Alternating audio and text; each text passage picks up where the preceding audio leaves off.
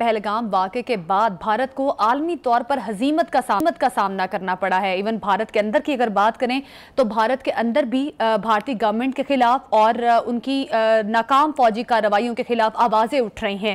اب عالمی طور پر کیا منظرنامہ بن رہا ہے؟ نیو یارک ٹائمز کی رپورٹ کے مطابق یہ کہا جا رہا ہے کہ بھارت کے پاس پاکستان کے خلاف کوئی ثبوت موجود نہیں ہے۔ بغیر کسی ثبوت کے، بغیر کسی شواہد کے بھارت نے پاکستان پر الزام لگایا اور اب عالمی طور پر جو سخت قسم کا رد عمل سامنے آ رہا ہے اس پر پروگرام میں بات کریں گے۔ پروگرام کے دوسرے حصے میں بات کریں گے پاک افغان سرحد کے قریب سویپنگ آپریشن کیا گیا ہے، مزید 17 خوارج ہلاک کر دیے گئے ہیں، جبکہ تقریباً تعداد کی بات کی جائے تو 71 خوارج کو ہلاک کر دیا گیا ہے۔ اس پر بھی پروگرام میں بات کریں گے۔ پروگرام کے آخری حصے میں بات کریں گے حماس نے تمام قیدیوں کی رہائی اور 5 سالہ غزہ جنگ بندی پر جو ہے آمادگی ظاہر کی ہے، اس پر بھی پروگرام میں بات کریں گے۔ بخاری صاحب، سب سے پہلے تو پہلگام واقعے کے بعد جو عالمی منظر رہا ہے، کہاں کہاں بھارت کو ہزیمت کا سامنا کرنا پڑ رہا ہے، اس پر ذرا روشنی ڈالیں۔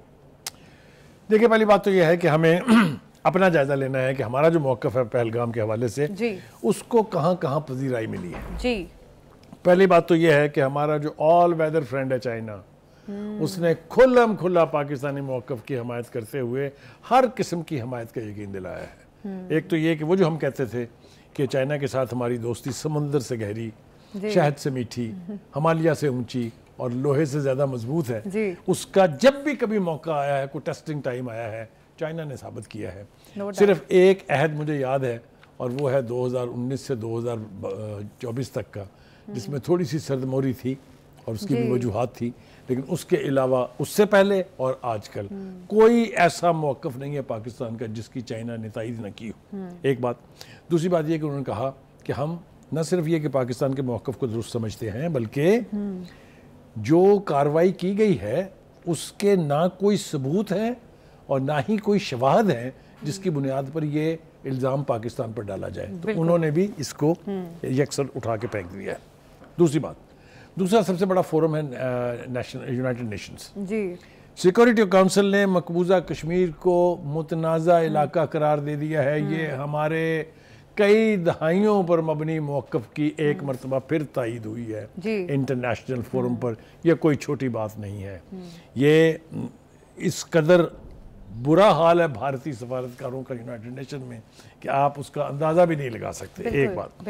دوسری بات یہ کہ جو قرارداد پاس کی ہے سیکورٹی کونسل نے، اس کے اندر بھی نہ پہلگام کا نام ہے نہ پاکستان کا ذکر ہے۔ اس میں کہا گیا ہے کہ دہشت گردی جہاں بھی ہو، کوئی بھی کرے، ہم اس کی مذمت کرتے ہیں۔ تو دہشت گردی کا سب سے زیادہ وکٹم تو ہم ہیں۔ بالکل۔ تو میں سمجھتا ہوں کہ اس قرارداد کی اس شکل میں منظوری اور پاکستان کے اوپر بھارت کی خواہش کے باوجود نام نہ لینا ہمارے جو سفارتکار ہیں وہاں، یہ ان کی بہت بڑی فتح ہے۔ بخاری صاحب، ایک چھوٹا سا پوائنٹ، اب جس طرح سے ابھی آپ نے بتایا بھی ہے ڈیٹیل میں، بخاری صاحب پھر بھارت کا جو ایک وہ پلان تھا یا منصوبہ تھا، وہ تو پھر کوئی بھی بائی نہیں کر رہا۔ بھارت جس قسم کا پروپیگنڈا کرنے کی کوشش کر رہا تھا، اب یہ کتنا بڑا بھارت کے لیے ڈپلومیٹک فیلئر ہے؟ میں اس کے اوپر آتا ہوں، درجہ بدرجہ ذرا وہاں پہنچتے ہیں۔ آپ نے نیو یارک ٹائم کا ذکر کیا۔ نیو یارک ٹائم نے کہا کہ بھارت پاکستان کے خلاف فوجی کارروائی کا یا جواز ڈھونڈ رہا ہے یا اس کی تیاری کر رہا ہے۔ یہ اب نیو یارک ٹائم جو ہے ہمارا اخبار تو نہیں ہے نا جی۔ دوسری بات، انہوں نے کہا کہ مودی نے پاکستان کے خلاف مدد اور تعاون کے لیے درجنوں ملکی سربراہوں سے رابطہ کیا ہے، لیکن کہیں سے بھی انہیں ان کی توقع کے مطابق جواب نہیں ملا ہے۔ یہ بھی ایک بہت بڑا بلو ہے ہندوستان کے لیے۔ اب آج جناب ایک گرپتونت سنگھ پنو جو سکھ جسٹس فار پیس کے سربراہ ہیں، جنہوں نے اس سے پہلے بھی کوئی موقع ضائع نہیں جانے دیا بھارت کو ایکسپوز کرنے کا کہ کس طرح بھارت عالمی دہشت گردی کا مرتکب ہے۔ الزام تراشی نہیں ہے۔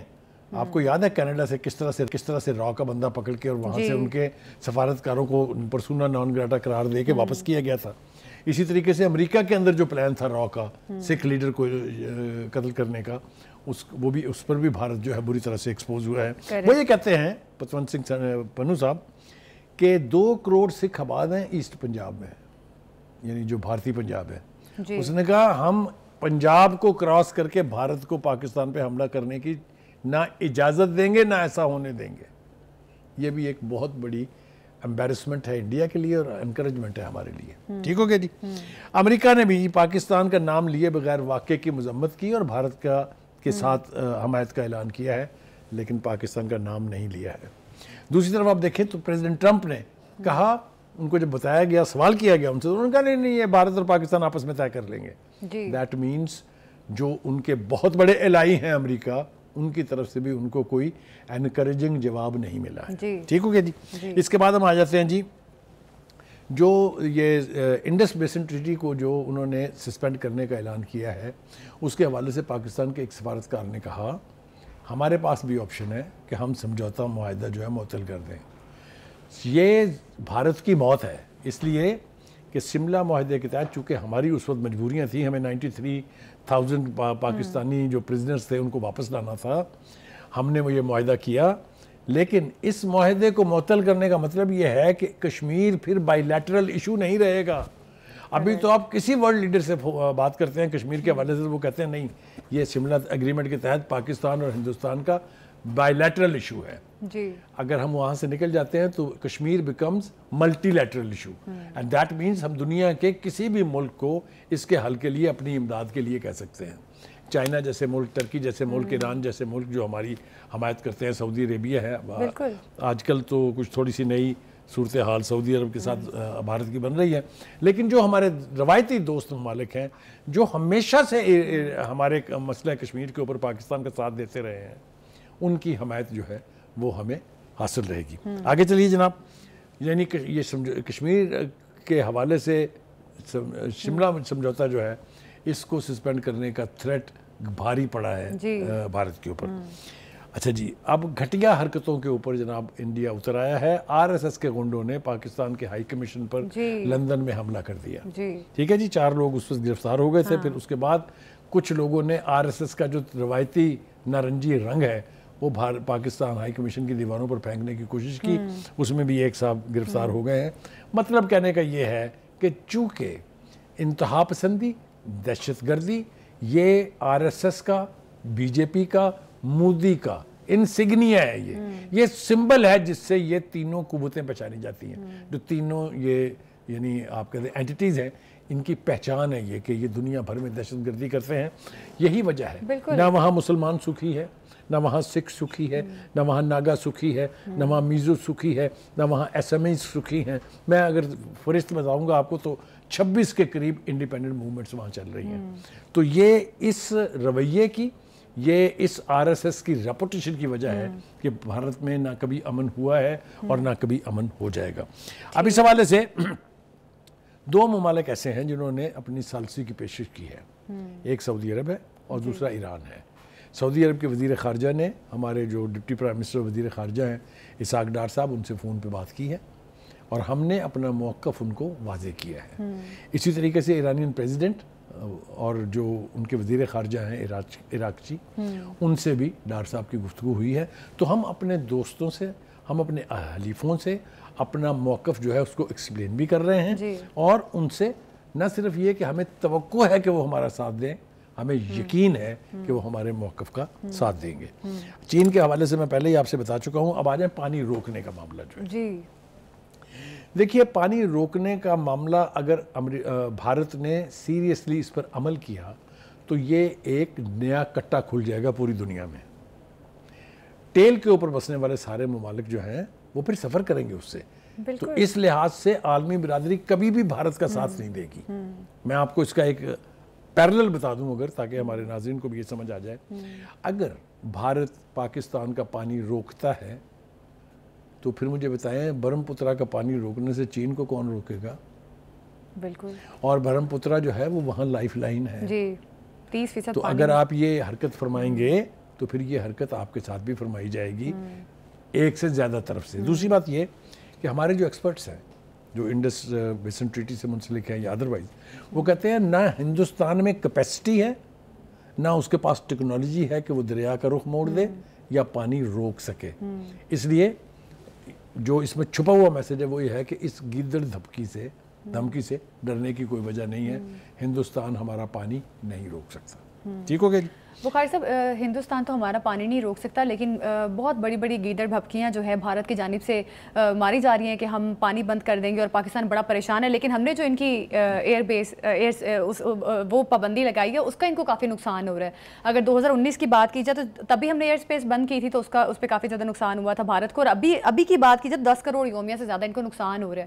تو بخاری صاحب عالمی طور پہ بھی ان کو سبکی کا سامنا کرنا پڑ رہا ہے، اور ان کو انٹرنل اگر دیکھا جائے تو انٹرنلی بھی ان کو کافی زیادہ مشکلات کا سامنا کرنا پڑ رہا ہے. ایک اور ایشو جس کی وجہ سے انہیں اور زیادہ امبیرسمنٹ کا سامنا ہے وہ یہ ہے کہ پاکستان کے وزیر اعظم نے، پاکستان کے وزیر داخلہ نے یہ پیشکش کی کہ آپ اس سانحے کی انڈیپینڈنٹ تحقیقات کروا لیں، ہم اس میں مکمل تعاون کے لیے تیار ہیں.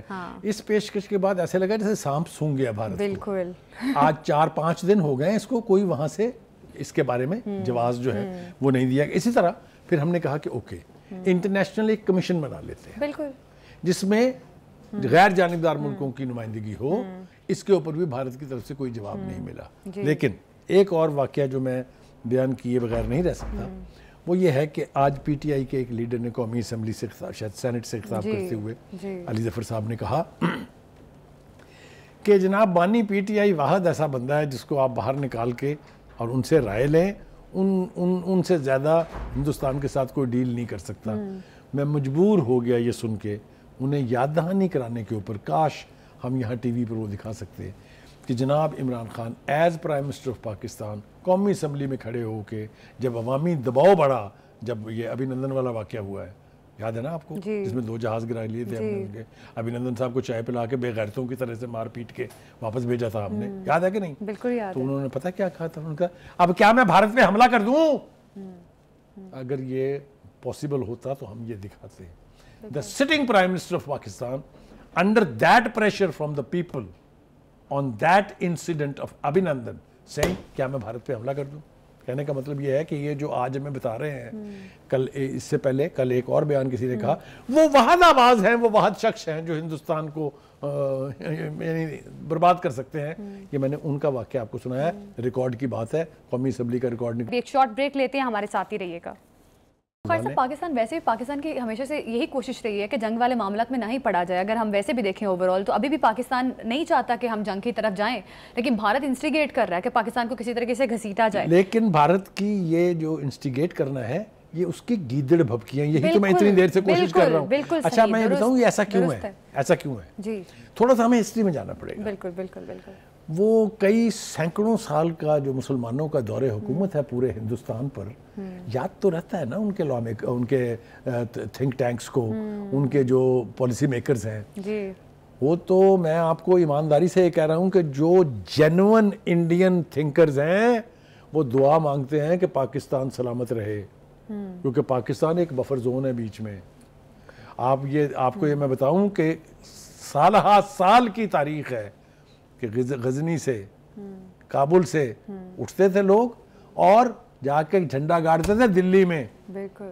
تو اس لیے پاکستان کو مٹانا کوئی نہیں چاہے گا. کوئی آپ کو یاد ہوگا یہی بی جے پی، اسی کے لیڈر واجپئی صاحب آئے تھے، مینار پاکستان پہ کھڑے ہو کے انہوں نے پاکستان کی سلامتی کی دعا کی تھی، یاد ہے نا؟ بالکل یاد ہے.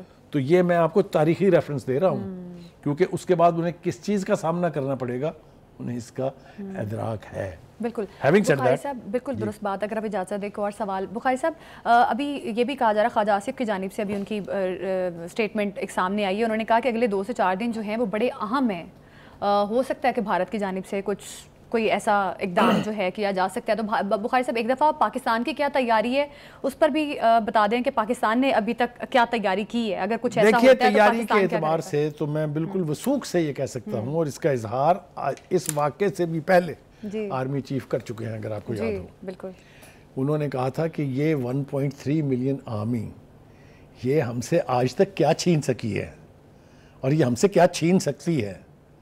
Any way having said that, جو خواجہ آصف کے بیان کی طرف آپ نے اشارہ کیا وہ آج انہوں نے خود اس کی وضاحت کی ہے. جی بالکل. انہوں نے کہا میں نے یہ نہیں کہا تھا کہ 3-4 دن تک جنگ شروع ہو جائے گی، 3 سے 4 دن. میں نے یہ کہا تھا کہ 3-4 دن تک صورتحال واضح ہو جائے گی کہ بھارت کہاں تک جانا چاہتا ہے اور ہم کیا کرنا چاہتے ہیں.